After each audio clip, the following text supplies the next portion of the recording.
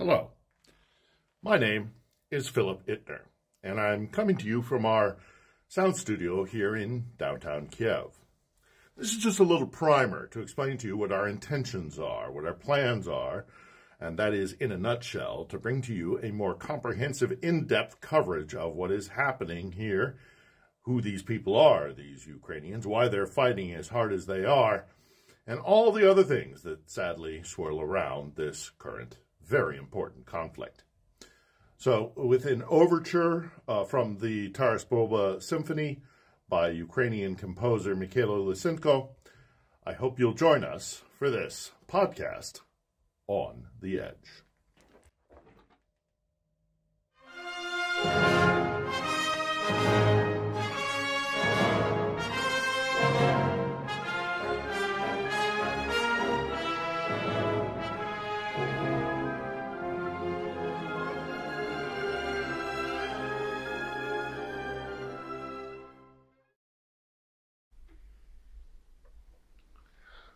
So, allow me to tell you a little bit about myself and what it is we intend to do here at On the Edge. So, firstly, who am I? Well, I'm a veteran broadcast journalist with approximately 30 years' experience in the field. I was born and raised partly in the Bay Area in California and partly in Michigan on Lake Huron. I graduated from San Francisco State University with a degree in broadcast journalism and immediately went to London to try and do international news. It's something I had always dreamt of doing. London was my first port of call, but it wasn't until 1998 when I moved to Moscow where I really got my first overseas posting. I was there at the tail end of the Yeltsin era, the beginning of the Putin era. I saw that transition. I recognized the threat of Vladimir Putin very early on. I was at the apartment buildings in 1999, for example, a spot where I have absolutely no doubt was a false flag in order to precipitate a second Chechen war, which, of course, bolstered Putin's cachet within the Russian Federation. I was in Moscow in 2001, September 11th, and my life took a major turn there. And it was days after the attacks in New York and D.C. When I found myself inside Afghanistan. Approximately 5 days after the attacks, I was with the Northern Alliance in a little town called Khoja Bahauddin. This started a very long period of my life in which I covered conflict. So I was in Afghanistan. I was embedded with the 3rd Infantry Division in the invasion of Iraq. CBS News reporter Phil Ittner is in central Iraq with details. What I can tell you at this hour is that last night the Army did indeed lose a Black Hawk helicopter. We are being told by officers on the ground that there were 6 occupants inside the Black Hawk. All hands were lost. Deputy Bureau Chief for CBS News for many, many years in Baghdad. Numerous embeds, direct contact in combat. CBS News producer Phil Ittner is walking with this platoon step by dangerous step through Bakuba, closing in on what is believed to be an al-Qaeda stronghold. Repeatedly was in Syria, Libya, Lebanon, you name it, for a very long period of time. Then in 2008, Vladimir Putin decided to invade Georgia, and I was there for that. I have always kept my eye on Russia and on Vladimir Putin and on the Kremlin, because while the world was very much focused, certainly Western journalism was focused on the wars in the Middle East, I knew eventually that Putin would pose a threat and be a spoiler on the global stage because I knew the man had no scruples, that he was a despot and would willingly commit terrorism, crimes, aggression, if it suited his need, it suited his wants, and he wanted to rebuild and wants to rebuild the Russian Empire. In 2014, I was working for a short-lived experiment by the Qatari-based Al Jazeera when they tried to make Al Jazeera America. Didn't work, but it did bring me here to witness Maidan. From the Ukrainian capital, Kiev. I believe, Phil, there is a cabinet meeting due today in Kiev. Plenty for them to talk about. Maidan was another moment in time which changed my life because I made promises to people on Maidan. Because the people here knew that there was no way that Vladimir Putin, or indeed Russia as an entity, as an imperial entity, would let the cornerstone of its empire, this colony, Ukraine, go west without a fight. They knew this was going to happen, and they begged me not to turn away from them, not to turn a blind eye, as has happened, sadly, throughout Ukraine's history, betrayal by East or West, frankly. It has always been a pawn that has been traded between greater imperial powers. That's why one of the many reasons I feel strongly about being here. And I'm going to stick it out here until the end. I am obligated. But as I've told many people before, when this is all over, I'm going to go do things that don't involve death and suffering and destruction. Butterflies in Yosemite or something nice like that, documentaries and the like. So that's who I am, and I want to talk a little bit about what On the Edge is going to be. First and foremost, this is not about profit. I am not doing this to make a dime. If I can break even, that's great. But I will address this once and once only because it's nobody's business but my own. Sadly, during COVID, my mother passed away, and she left me some money. So that's why I am able to do this. And that, again, is all I'm going to say about that. But I wanted you to know because inevitably there are going to be those who say that I am backed by somebody or that I have some sort of hidden agenda. I do not. I am self-funded, and my agenda is simply support Ukraine. I have been a journalist and a conflict reporter for, as I say, the better part of 3 decades, a quarter century at the very least. And in all that time, I have never taken a side in any conflict. I have tried my best to be as objective as I can. I believe that is an important role for a journalist. Everybody has bias. Journalism is made up of humans, and as such is as flawed as human beings often are. But I always try to be objective. This moment, however, has never been clearer to me which side I am on. And I am on the side of Ukraine, and I am against Russian empire, Russian autocracy, and the despotism of Vladimir Putin.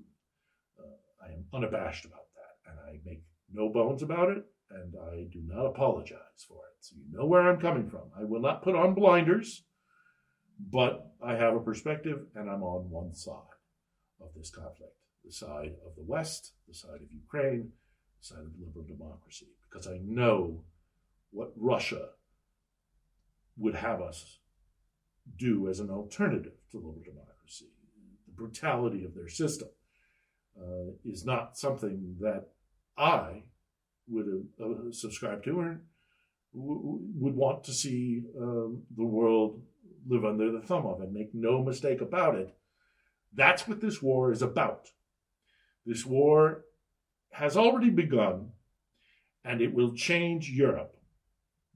This war is the most consequential war I have ever covered, or probably will ever cover.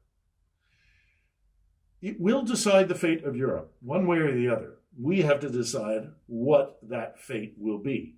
We're involved, all of us, every single human being on this planet, with few exceptions, will be affected by the consequences of this war. As goes Ukraine, so goes Europe. As goes Europe, so goes the globe, in my opinion. So we can't stick our head in the sand. We can't ignore it. And we can't drop the ball. As I contend, journalism has done. Now, my criticism of the media is from a place of being inside the media and working for, Sky News, CNN, CBS, NBC, Al Jazeera, as I mentioned. I mean, I was a proverbial gun for hire for many years. I know the inside workings of that industry, and I have severe criticisms of it. Not of the people who are on the ground trying to do the job. My colleagues who are actually at the sharp end of the stick, out there risking their lives, trying to cover the news, by and large, with some exceptions, notable exceptions, sadly, and also, in an industry that is rife with ego. Some do have biases or egos or personal agendas that color the way that they cover the news. But by and large, my colleagues in that industry were trying to do the best they can. It is management that I have an issue with, and the corporate overlords and the masters who are more interested in profit than in news gathering. So the media, the Western media, has done a grave disservice, in my opinion, when it comes to the coverage of Ukraine. And I'm trying to, at least in my own very small part, rectify that. I want to present Ukraine and Ukrainians with far more depth than I contend most of the content coming out of here will deliver to you an audience. That's what I am offering you here with On the Edge. This will not be a day-to-day coverage of the war. This isn't about the scrimmage line, cynically, some people looking at this as some sort of sport, and the mill bloggers who callously eke out where the line of conflict moves this way or that way. And there is a role for that kind of coverage, and I'm not disparaging it necessarily. I do take issue with the kind of sportsman aspect of it. This is not sports. This is life and death. That will not be, with some occasional, moments. If the news of the day warrants, I will talk about the news of the day. But generally, what I intend to bring to you is more in-depth, contextual understanding or explanation of who these people are, why they're fighting as hard as they are. We will talk to people who are have influence, both here in Ukraine, but also further afield. We have the capability to be doing remote interviews, and I'll be talking to people about bigger picture issues, but also people with expertise that they can deliver, whether they live, in Europe or in the United States. I want to talk to people who have a unique perspective and can deliver more than just a surface explanation of why this war, this conflict, is so important to so many people.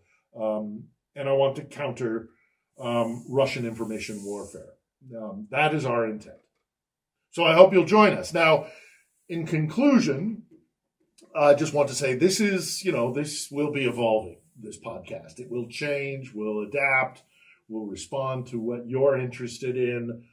Primarily, we will be starting with interviews.